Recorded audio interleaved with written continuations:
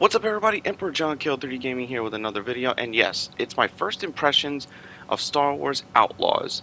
Like you know how I do in most games, unlike modern gaming media, I don't rush through a game, I don't burn through a game. I take my time, absorb every aspect, and hell, I even beat the games 2 times in a row just to make sure I know what I'm talking about and I don't burst through it for a simple clickbait grift. Anyway, Star Wars Outlaws is the latest Star Wars game and the latest single-player Star Wars game since Jedi Survivor.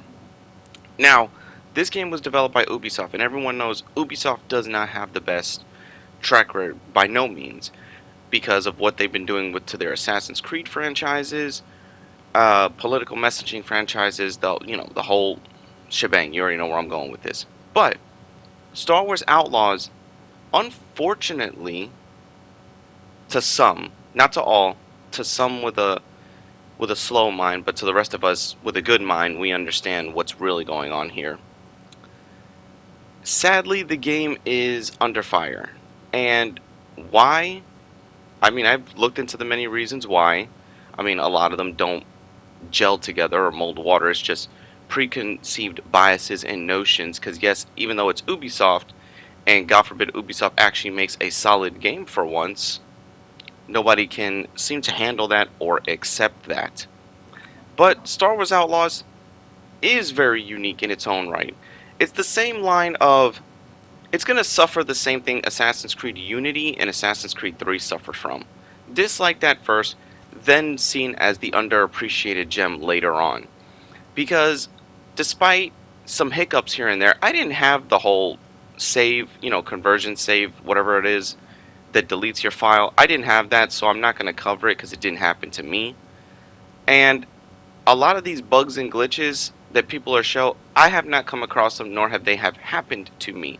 So everyone knows that if it doesn't happen to me, I acknowledge its existence happening to others, but if it doesn't happen to me, I can't let it downgrade my experience because it's not interfering with my experience. A lot of people say, oh, this is just Star Wars with an Assassin's Creed skin. And that's just oversimplifying things. I'm going to use two of my most favorite games as a example point here. That would be Terminator Resistance and RoboCop Rogue City. Both games share a lot of elements, hell, the majority of its elements, from Far Cry and Fallout. But we've played with those mechanics before, lockpicking, hacking, sneaking into bases, completing missions how you want to complete them, multiple objectives type scenarios. And that goes for both RoboCop and Terminator. Here, though yes, there is a few elements of Assassin's Creed thrown into this game, they actually work in a Star Wars setting. And I know one of the, what I personally think one of the main problems is, we're not playing as a force-wielding Jedi. We're playing as a scoundrel. I get that, and a lot of people need to look back and realize, okay, you're not going around using hyper-force powers. You're back to ground level, and you're basically an assassin. Could be an assassin for hire, a smuggler for hire, a scoundrel. This is basically the Star Wars game that is more down to earth, so to speak, like more grounded, where you have to think, you have to go into every scenario and be like, okay, I can't just either run and gun. And no, the character model of K-Vest runs better in motion. It does not look bad. A lot of those people who were posting images of like that, I heard there was those Twitter, X notes or Twitter community notes, catching people saying that, oh, it's an altered image to try to pass off a point, but this is not the original representative of what's in the game itself. Thank God for community notes. So yeah, the character of K-Vest, she does not look bad like everyone is making it out to be. The only people that are making it out to be are just insecure males that want to play as a hyper-powered fantasy dude, or Jedi, or Sith, and can't seem to let slide that they're playing as a female. I mean, hell, Geeks and Gamers has a video out there, or made a couple tweets saying that, oh, she's a dark-skinned female, I don't want to play it. So damn, we already got the racism going, and the bigotry. It's funny, I know a lot of people say, oh, these Star Wars actors and actresses are crazy when they say things like that, but, I mean, The proof and the actions are out there, I'm just saying. But overall, with this game, the game is very big. Like, the world sections, the open worlds that you go to are massive.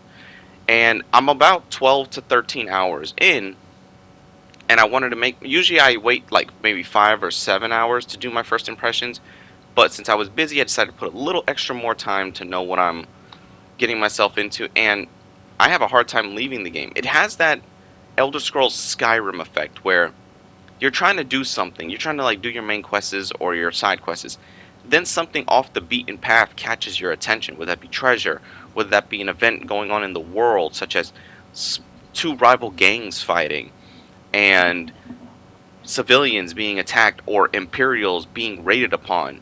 You having to choose and affect the world, which is also a good thing that I like, is that your actions with these crime syndicates do have an impact, which is very cool to me. The one thing that this game could have really benefited from, one mechanic, gaming mechanic, and sadly, because of WB patenting the mechanic, we won't be able to ever see it in another game outside of like whatever games they choose. This game could have highly benefited from the Nemesis system seen in the two Shadow of Mordor games or Middle Earth games. Imagine that, a Star Wars game with the Nemesis system, where if an enemy does get away from you, can remember you, like an Inquisitor, like an Imperial officers, troops, and seeing them like crime bosses or anyone rising through the ranks after they defeat you, you come back and defeat them. It could really benefit from that, and I more so think that that could work, yes, for a game where you're playing as a scoundrel and not a force wielder, but I've always advocated for that setting or that mechanic to be in a more like a lightsaber type game. Hell, it would have benefited the Jedi Survivor games or the Jedi, the Fallen Order Jedi series highly. It still can if WB ever loses or unpatents that mechanic and let other people use it, because I'm pretty sure other developers, if they try to use it, you either have to pay WB a fee or a fine or some shit. I don't know. Or get sued. I don't know how it works or runs. But in any case, Star Wars Outlaws so far, it matches its rank that people have given it, its rating. I'm still going to review it, like I said, after I beat it, stream it, and then beat it one more time in my downtime. So that means I'll be basically went through every single little thing. But yeah, Star Wars Outlaws is a fun game. It only suffers from a lot of the issues that the two Jedi games survived from. Rough launch, has to be fixed immediately. Inconsistent experiences, like when it comes to performance. That's why, like, you could hear someone say, "Oh, I'm dealing with all these issues," versus me, where it's like minimal to no issues.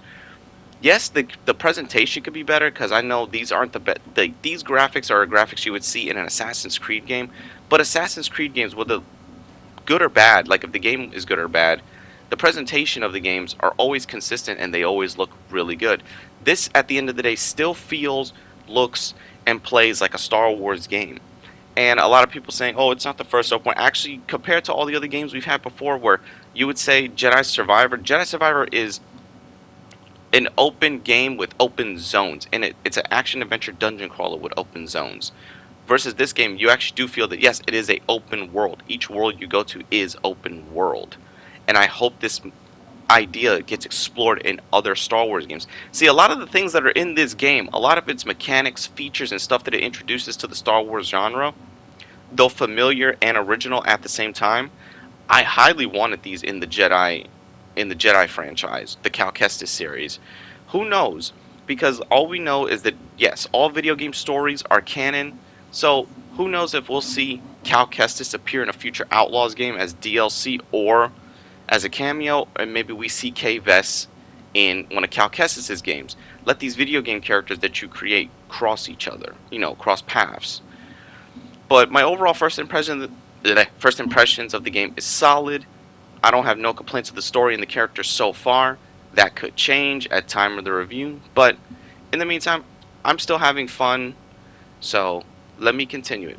Be sure to like, subscribe, follow, and I'll catch you all in the next video or stream. Later.